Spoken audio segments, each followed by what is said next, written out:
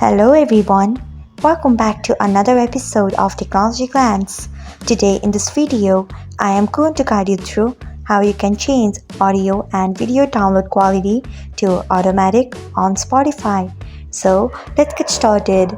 Firstly, open Spotify app in your device, then tap on your profile icon. Next, tap on settings and privacy. After that, tap on media quality, then scroll until you find download quality. After that, you can see the option of automatic.